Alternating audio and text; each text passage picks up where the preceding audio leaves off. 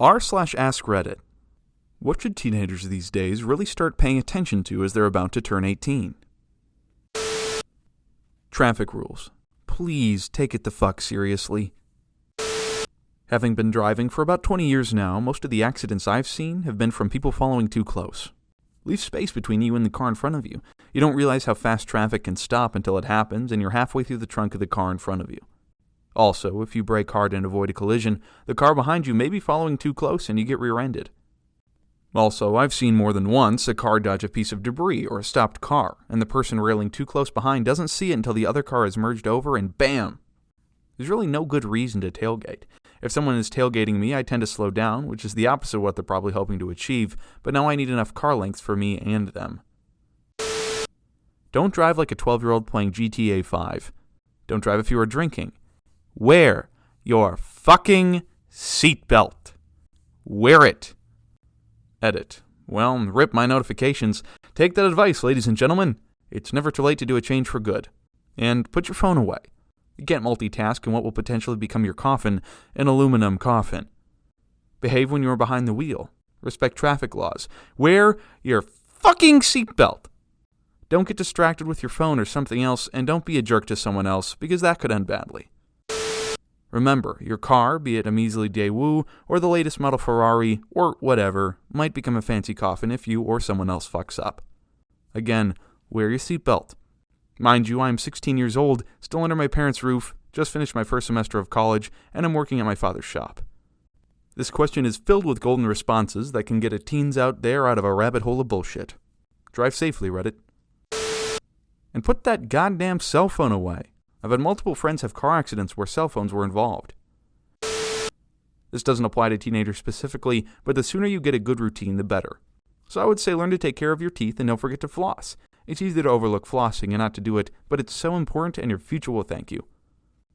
Edit. For anyone interested in learning proper technique for flossing. Don't be afraid to make mistakes, but don't risk mistakes that will severely compromise the rest of your life. What I see, across cultures and countries, is an enormous pressure to be perfect, so high that no one can ever possibly meet the pressure. So, people make mistakes, as they should. The problem is that the pressure to be perfect makes all mistakes seem the same. Risk losing some money. Risk making relationship mistakes. Risk losing friends. Risk losing a year. Those are fine. Don't risk 6 figures of college debt, which means student loans without a degree, good major, and good GPA to show for it. College is a great investment if you also put the time and effort in to succeed. Don't risk disease. Don't risk death. Don't risk pregnancy. Don't risk drug addiction. And don't risk a felony conviction. Take the kinds of risks your 25-year-old self will laugh at. Don't take the kinds of risks your 25-year-old self will curse you for saddening them with. Edit. Clarifying that I'm not saying college is a bad investment, just that you should be smart about it and also put the effort in to make sure the investment pays off. Basically, don't make a mistake you can't get yourself out of if you need to. Yep. Get ready for your friend circle to shrink by half or more. And that's okay, because your adult friends will be, hopefully, much healthier and happier for you than your teenage friends. Be social, but remember friends will come and go. Don't invest in people that won't invest in you. Just being open to new relationships and experiences is half the battle. Smoking. Started with cigs so I could take breaks at work, construction. 22 now and can't quit vaping. Shit sucks. Curious, what field of construction do you work? Was doing HVAC work at the time doing rough-ins. We weren't allowed any breaks, even lunch breaks, but if we smoked, we got breaks. If I remember right, my state is a right-to-work state. Learn some basic cooking. Learn how to wash clothes, hang them up, do ironing, etc. You may be moving out soon, so practice the skills you will need. Imagine all the things you would have to do if mom and dad weren't around, and then start practicing them. Draw up a budget. Look at how much to rent in the place you want to live. Add in food and elec and mobile phone and internet. Don't forget to add bond, too. What's bond? Edit. I appreciate all the serious replies, clarifications, and extra insights, but also James Bond replies is why I love Reddit, lol. Thanks, guys. It made my day. In the UK, to rent a house, you need the first month's rent and a bond. It's a stack of cash that your new landlord holds on to and keeps forever if you so much as put a nail in his walls. If you move out and are lucky enough to have kept everything shipshape, then you may just get it back. Edit. What's with all the numpties telling me it's not called a bond because they live in the UK and they've never heard it called that? It's almost like there is more than one regional dialect in a country of 60 million people. Funny that, eh? In the US, we call it a security deposit. We do in the UK too. I've never, ever heard it referred to as a bond. Edit. Given the number of replies both agreeing and disagreeing with me, it seems it's regional, in the UK at least.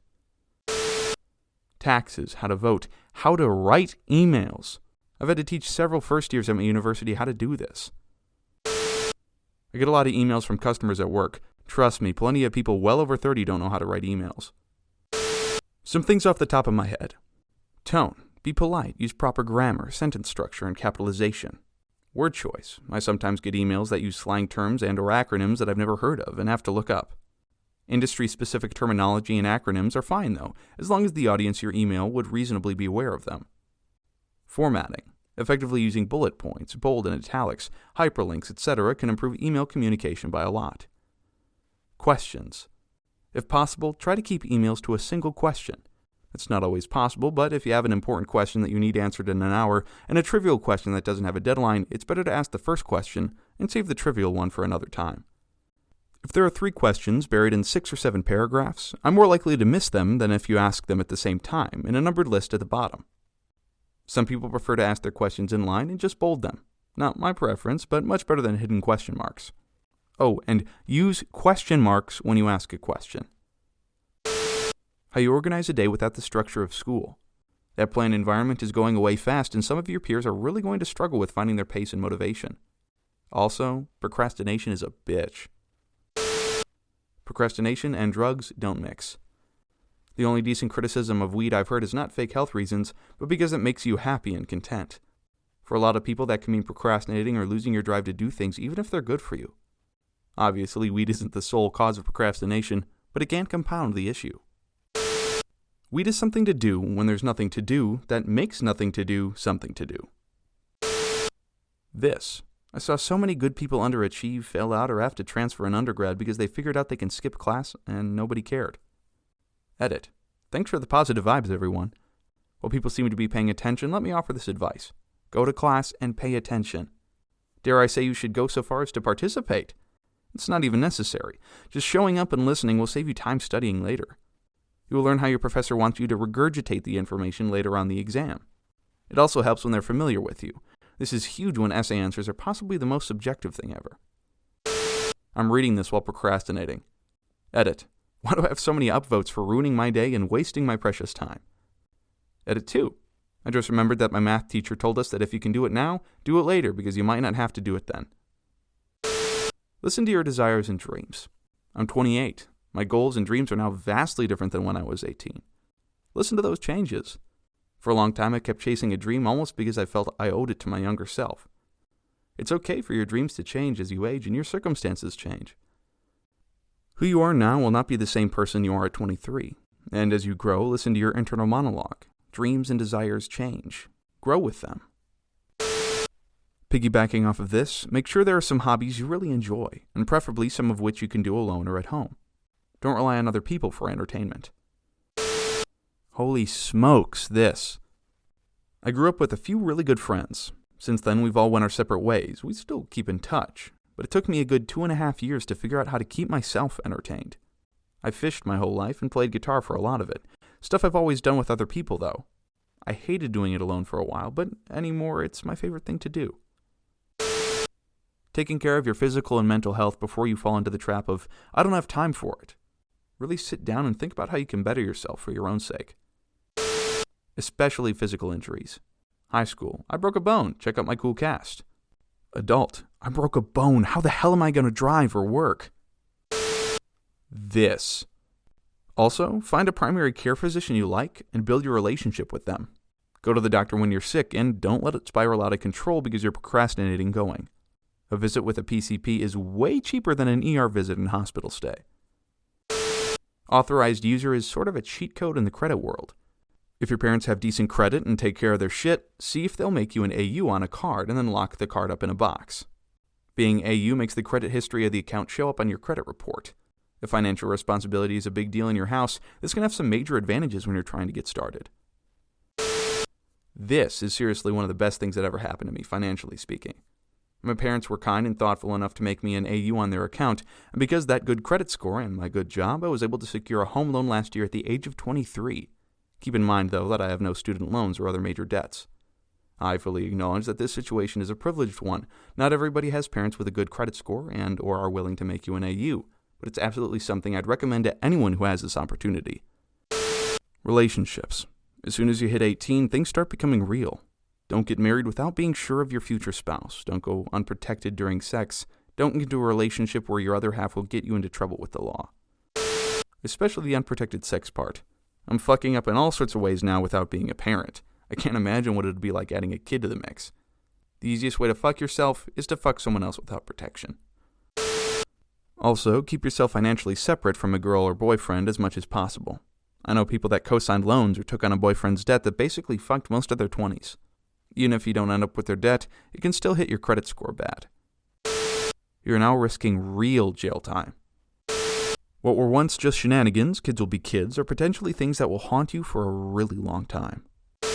Yep, shoplifting is a good example. At age 12, you get in a little trouble.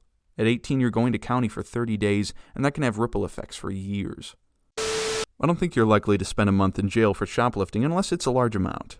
But you will have a record that's worse than a month in jail. Your data trail online. Old Instagram and Facebook posts can come back and haunt you during future interviews. Yeah, do a spring clean and nuke everything. In some jurisdictions, Europe, maybe California, you can have things purged under the privacy laws. By posting on Facebook, I do not consent to Facebook using my pictures and statuses. Trust me, my dad's a lawyer. Learn how to take care of yourself. Take full responsibility for everything that is happening in your life. Create big goals and have a life purpose if you have one. Focus on saving money and don't buy stupid shit to impress people you don't even like. Getting shit together. 18 isn't the age you should be thinking you're a full-blown adult. Nah, you need to venture into the 20s for that. But between 18 and 21, you just gotta get your shit together. No matter what it is, financial, mental, physical, just do what it takes to make sure you can fully prosper from stressed-out teen to a battle-hardened grown-up. Don't be afraid to walk away from a job or person that's toxic. Start saving now so you can walk away. Community college is your best friend. Go there before doing the last 2 years at a 4-year. Trade schools are just as viable. Ain't no shame in being debt-free at 22 making 60 plus. 3 to 5% of all income should go to retirement starting now. Go open a Roth 401k. Thank you so much for watching. Please feel free to like, comment, share, and subscribe. And have a great rest of your day.